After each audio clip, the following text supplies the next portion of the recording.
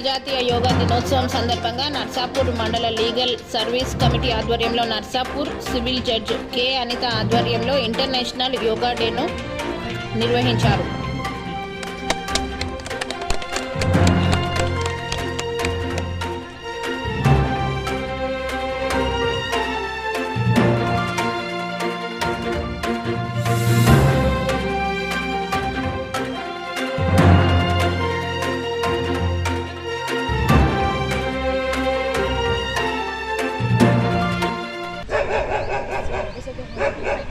And as per orders of the district court, Medak district, today we are conducting the International Yoga Day here. And ఈ సందర్భంగా మనకి ఇవాళ bar వాళ్ళు arrange చేసిన గురుజీ గారిని తీసుకుని వచ్చాము యోగా డే గురించి. వాళ్ళు మనకి మెడిటేషన్ అనేది యోగా అనేది ఎంత ఇంపార్టెంటో మనకు చెప్పారు. అండ్ మనం లైఫ్లో ఎవ్రీ డే బ్రీతింగ్ టెక్నిక్స్ అనేది యూజ్ చేస్తే స్ట్రెస్ అనేది రిలీఫ్ ఉంటుంది, కాన్సన్ట్రేషన్ అనేది ఇంప్రూవ్ అవుతుంది. సో అందరూ డైలీ యోగా చేసి వాళ్ళ హెల్త్ మంచిగా.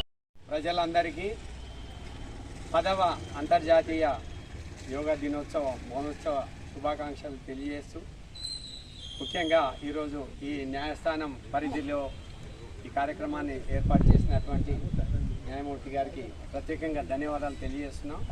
ఏం లేదండి, ఒకటి యోగా అనేది నిత్య జీవనంలో ఉండాలి. దానికి సంబంధించి మన పట్టణ ప్రజలు కూడా యోగమయం అంటే ఉదయం లేచి నుంచి రాత్రి పడుకునే వరకు కూడా మనం చేస్తూ ఉన్నాము. మనం యోగా చేస్తున్నామని తెలియదండి.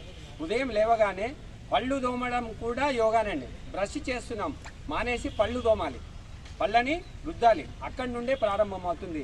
రాత్రి పడుకునేటప్పుడు ఇంతకుముందు బ్రాహ్మరీ చెప్పినాం చూడండి, అలా పడుకునేదాకా ఉదయం నుంచి సాయంత్రం దాకా మనం యోగమయంగానే ఉన్నాము.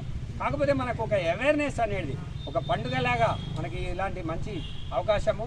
ఇది మన భారతదేశ గడ్డ మీద ఉన్నటువంటి ఈ నాలెడ్జ్ తీసుకొని అర్థం చేసుకొని అన్ని దేశాలు కూడా ఈరోజు ఈ పండుగను జరుపుకుంటున్నాయి. కారణం ఏంటంటే ఆరోగ్యం అనే ఈ మహాభాగ్యాన్ని అందుకోవడానికి అద్భుతమైన అవకాశం ఓన్లీ యోగా మాత్రమే.